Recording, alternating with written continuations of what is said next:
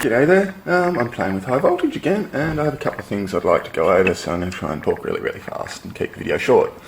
So I've improved my flyback driver. I now have my heatsink transistors on top of a fan, sitting quite neatly on top of my oil bathed flyback driver. I have some little screws in the bottom of the fan that protrude that help me sit on top of the container without falling in. It is hard to get it on there with one hand though. There we go. Once the screws sit there nicely, it's very secure. Heatsink's still loose, but the container underneath is good. That has improved the performance significantly. I'll demonstrate in a moment. The fan's only a 12 volt fan though, and I'm running on 20 volts from a laptop supply. So inside that big yellow loop of heat shrink is 10 4007 diodes. 1N 4007 diodes gives me a 7 volt step down so that I don't burn out my fan. Okay, now down here we have a paper ruler. First thing I'm going to demonstrate is the improved arc lengths. I'm now getting up to and in excess of 40 millimeters, sometimes as much as 42 or 43 millimeters, which is around here somewhere. Okay, hopefully those of you watching in high def can see those numbers. I also have some batteries there for scale, the AA and the AAA. For those of you that can't read the numbers, I don't believe my ruler, whatever. I have my microwave capacitor hooked up at the moment. I'm going to be doing some tests with that and the Franklin bells. Get them in the right spot. That looks good there. And I also have a homemade cup capacitor, which is heavily modified. I no longer have the foil coming up as far inside as what I did in my early models, because these guys just arc out and try and catch on fire if I use them on this flyback. So I've dropped the foil down a significant way on the new one, and then I've put extra tape in there for extra insulation. It's not very good insulating tape, so I used a lot of it. Right now we have the microwave capacitor hooked up, and the homemade capacitor is not hooked up. It's just holding my other capacitor for me. So let's fire it up and let's have a look at these arc lengths. I'm also going to demonstrate that this capacitor acts more or less like a closed circuit. It is not blown, it does work, and I will demonstrate that too. I think the reason for that is mainly because they have a 10 megohm bleed resistor inside of them. Okay, this one doesn't work, it's blown, but it's got the picture on it, so I've included it in the video. So let's fire it up and let's have a look at these arc lengths.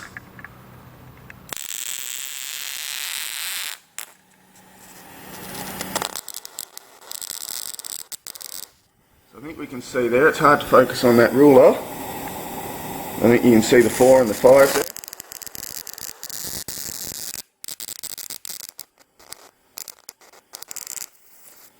I'm getting just over 40 millimeters, up to maybe 45 absolute max. I can't get too close because it just sets my ruler on fire. I have to do it up higher.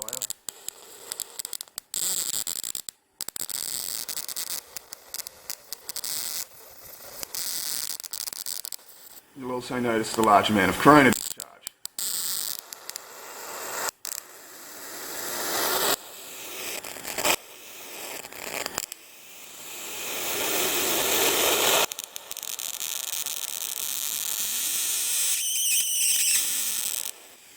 So that flyback now works much better, as also evidence that I'm actually using a chicken stick, because I don't want to get zapped by this because there's a lot of voltage there.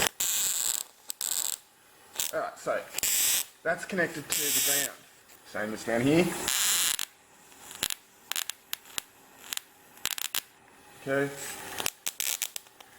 This one is connected to the other side of my capacitor. Ground can, capacitor, out capacitor, onto this can. That red clip lead's not connected to anything, we'll use it in a minute.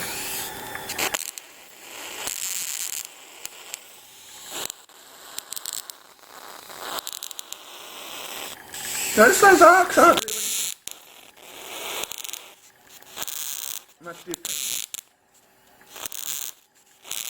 Okay, the arcs are about the same from both sides, and I'm not getting a lot of action off that Franklin bell in the middle of the clapper.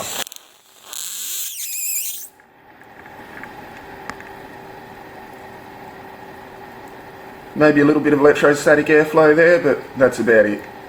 It's pretty much a short circuit. Now, a normal capacitor that was working properly would not do that, but it is working because I can do this. That one there, I'll get my other chicken stick, a bit stronger.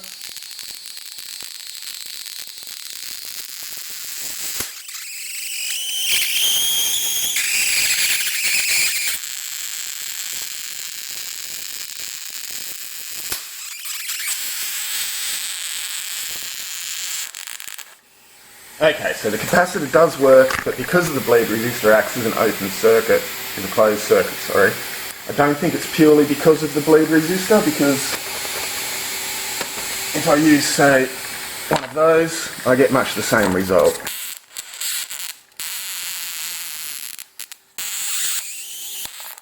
Oh, there goes that capacitor. I think I just blew it up.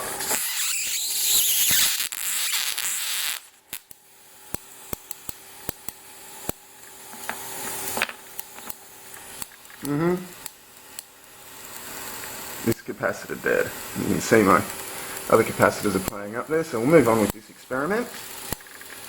I shall turn him off, safety first, and I shall discharge. Okay.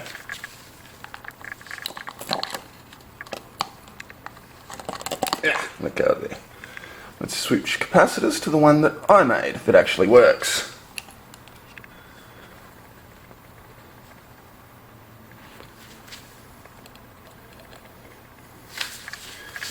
Now let's have a look at the change in behaviour when I arc to that positive can.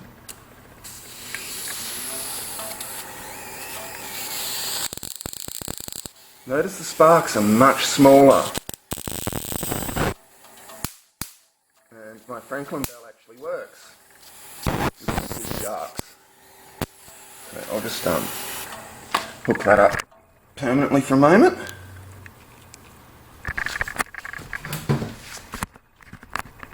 And we'll straighten some things up here. It's a bit better. I'll power back on.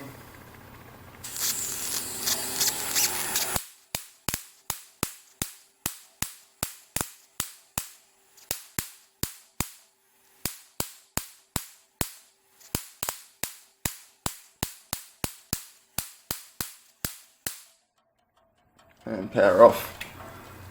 Alright. It keeps going for a little bit because of the capacitor. And it is doing that a bit better than it was without the capacitor. I'll demonstrate that again in a moment too. Notice I'm being very careful not to touch these cans while they're hooked up to the capacitor. They will zap me and it could well be fatal at the kind of powers I'm starting to deal with now. Pretty much right on the threshold, so I'm being very careful.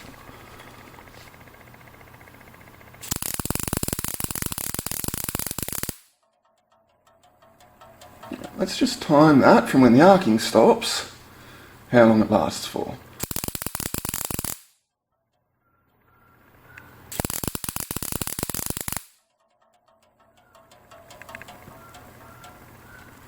Okay, now let's disconnect the capacitor and compare that to without a capacitor hooked up. And my lead's being naughty. I'm not letting go. There we go. Good old one-handed YouTube videoing. Come in.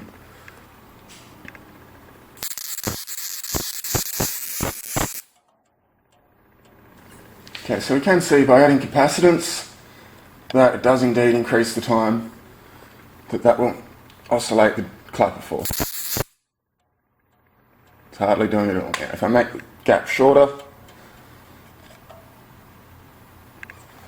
and I did measure the capacitance of my cup, not this one, but this one, and it is 16 pictofarads, so it's a tiny capacitor, electrically speaking, storage capacity speaking.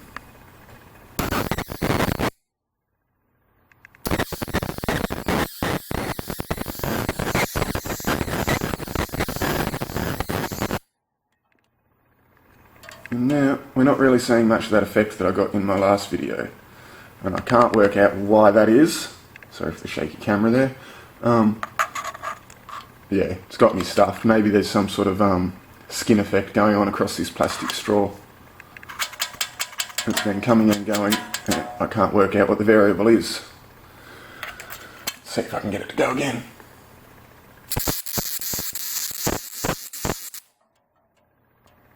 Okay. So I'll move them further apart and we'll see if it works like a regular Franklin's belt.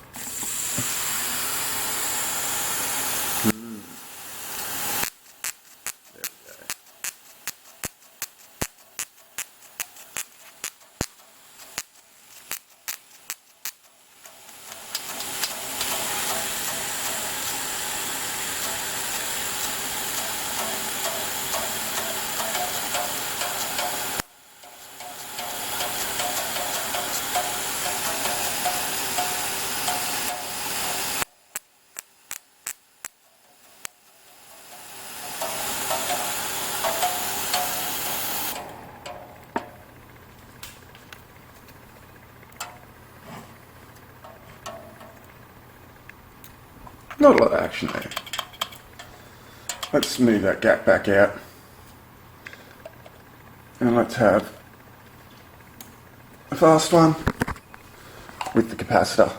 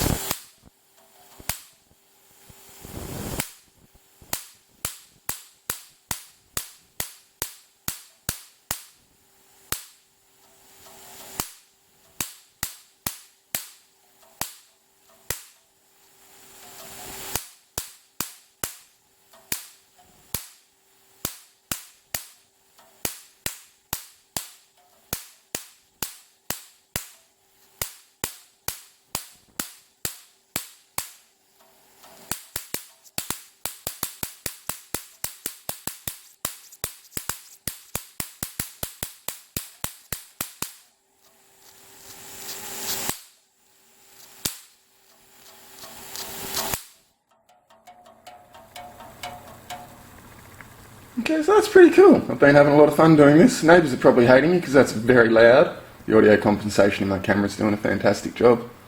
But it is lots of fun.